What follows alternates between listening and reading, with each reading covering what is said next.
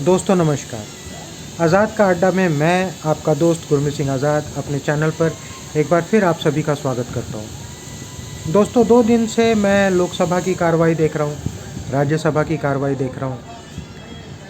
लोकसभा में प्रधानमंत्री नरेंद्र मोदी जी ने आके अपना अधूरा सा पक्ष रखा, क्योंकि सारा का सारा पक्ष उन्होंने कांग्रेस को गाली देने में, उसकी गलतियां निकालने में, नेहरू जी को कोसने में निकाला, लेकिन अपनी उपलब्धियों का जिक्र बहुत कम किया, जो कि उपलब्धियां हैं भी नहीं। फिर हम इंतज़ार कर रहे थे कि प्रधानमंत्री मोदी राज्यसभा में आकर अपनी बात रखेंगे, लेकिन लोकसभा में अपनी किरकिरी होते हुए देखकर उन्होंने डिसाइड ये किया कि वो लोकसभा में राज्यसभा में ना आकर अपनी जगह अमित शाह को वहाँ भेजेंगे। और वही हुआ जैसा कि होना चाहिए था।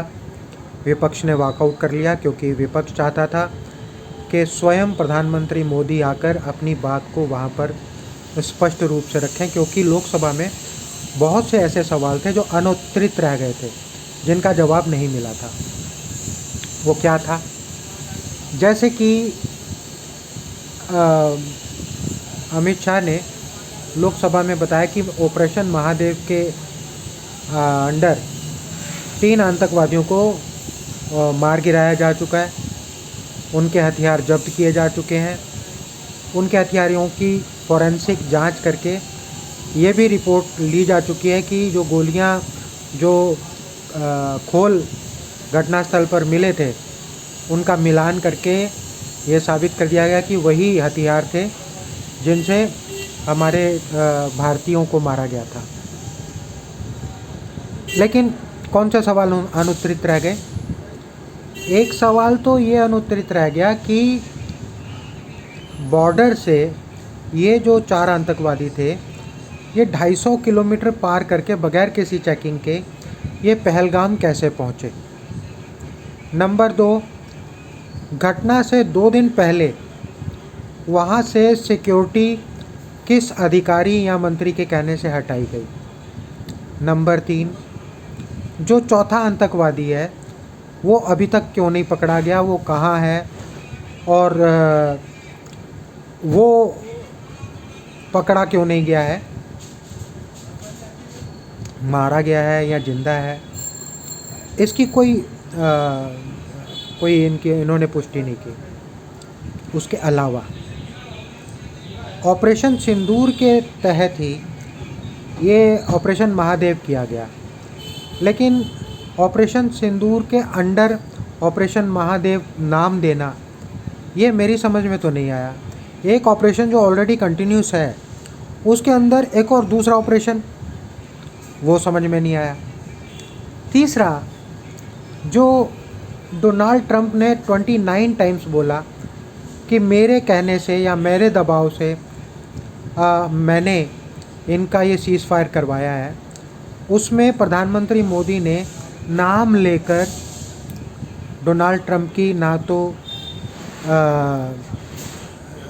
क्या कहते हैं उसको, अनुमोदन किया है, ना उसका विरोध किया है।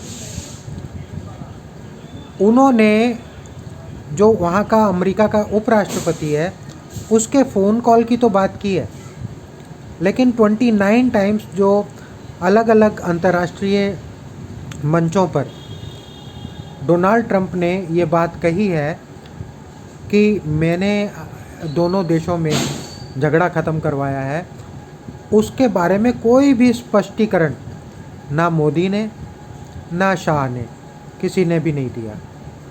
तो बहुत सारी गुंजल छोड़ के आधे अधूरे में इन्होंने गोलमोल कर दिया है। भारत की जनता ये जानना चाहती है कि वो जो 3 आतंकवादी मारे गए, आपने कहा कि जहां मारा हमने उनको वहीं गाड़ दिया, तो इसका मतलब आपका कलेजा है नहीं। आप उसको पकड़ते, उसको कोर्ट में लाते, और पता नहीं क्या क्या बातें निकल सकती थी उनके मुंह से। जब इंटेरोगेशन होती तो उनसे और क्या क्या निकल जाता, इस बारे में भी तो कोई सोचे। लेकिन इन्होंने पकड़ा नहीं, मारा, चलो मार दिया। मारने के बाद उनके फ़ोटो तो होने चाहिए थे। मैं 2 दिन से अखबार छाँट रहा हूँ, सारा सोशल मीडिया देख रहा हूँ, नेशनल चैनल देख रहा हूँ, मुझे कहीं पर भी उन 3 आतंकवादियों का एक भी फ़ोटो नहीं दिखा। ये एक बड़ा सवाल है। क्यों? हम ये कैसे माने कि तुमने ठीक लोगों को ही मारा है?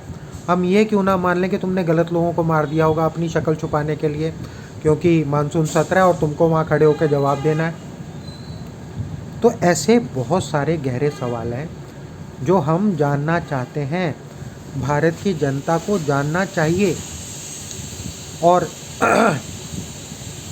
जो आपने हथियार जब्त किए उसकी बैलिस्टिक रिपोर्ट भी आपने करवा ली। आप ये कह रहे हैं कि हमने करवा ली। हवाई जहाज़ से चंडीगढ़ भेजा आपने, जहाँ वो क्या नाम है, हथियारों की टेस्टिंग कराने के लिए। जब आपने इतनी सारी चीज़ें प्रायोरिटी पे रखी थी, तो आपने घटना से 2 दिन या 3 दिन पहले मोदी जी ने अपना जो टूर था, जो वहाँ होना था, वो क्यों कैंसिल किया? क्या उनको पता चल चुका था कि यहाँ पर ऐसा होना है? आपके जो अमित शाह हैं, वो भी वहाँ से 2 दिन पहले सारी सुरक्षा चेक करके आए थे। तो क्या आप ऐसे ही चेक करके आए थे? ये आपकी चेकिंग कि 28 लोगों को सरेआम मार दिया गया, हमारी बहनों के सुहाग छीन लिए गए, और आज हम सवाल भी ना करें आपसे कि आपने जिनको मारा है उनके फ़ोटो कहाँ हैं, उनके घर वाले कौन हैं, वो कैसे आए थे? आप कह रहे हो कि आपके पास उनका वोटर आईडी नंबर भी है। अरे वोटर आईडी नंबर को लेकर क्या करेंगे हम?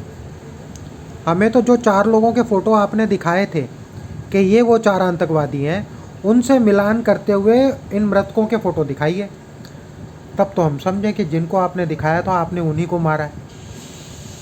हम इस देश के नागरिक हैं और हमारा ये हक है कि हम ये जानें कि आपने ठीक लोगों को ही मारा है, कहीं गलत लोगों को तो नहीं मार दिया अपना मुंह छुपाने के लिए। हालांकि विपक्षी दल ये इस तरीके की सच्ची और कड़वी बात नहीं कहेंगे, लेकिन क्योंकि मैं इस देश का नागरिक हूँ, मेरे में पूरी ऐसी हिम्मत है और अपने देश के कानून व्यवस्था में आस्था है। इस वजह से मैं छाती ठोक कर अमित शाह और नरेंद्र मोदी की टीम से, भारत सरकार से, मोदी सरकार से ये ज़रूर जानना चाहूँगा कि उनके वो फ़ोटो, मृतकों के फ़ोटो दिखाओ, कहाँ हैं? उनके लोगों के बारे में बताओ हमको कि वो क्या थे और किसने उकसाया उनको, पूरी स्टोरी बताओ हमको। लेकिन आप पूरी स्टोरी इसलिए नहीं बता रहे, मैं आप पे साफ साफ आरोप लगा रहा हूँ, क्योंकि ये चारों लोग आपके अपने लोग थे। ऐसे कई केस अभी हो चुके हैं जहाँ पर एक हिंदू को ही आपने मस्जिद के ऊपर चढ़ाकर वहाँ पर हिंदू झंडा लहरवा दिया, बाद में उसको गोली मरवा दी, जज लोया को मरवा दिया। अमित शाह जी, आज भी आप पे वो आरोप हैं। जब तक उन केसों की जांच नहीं होगी आप बरी नहीं हो सकते, आप बच नहीं सकते। आप तड़ी पार थे, ये एक सच्चाई है। आपको गृह मंत्री बहुत गलती से बना दिया गया है, ये भारत का दुर्भाग्य है। तो मैं इन सवालों के साथ यहीं आपको छोड़ दे रहा हूँ। मेरे इस वीडियो को देखिए, पसंद कीजिए, शेयर कीजिए। आपको लगता है कि मैं ठीक बात कर रहा हूँ तो मुझे सब्सक्राइब कीजिए। नमस्कार।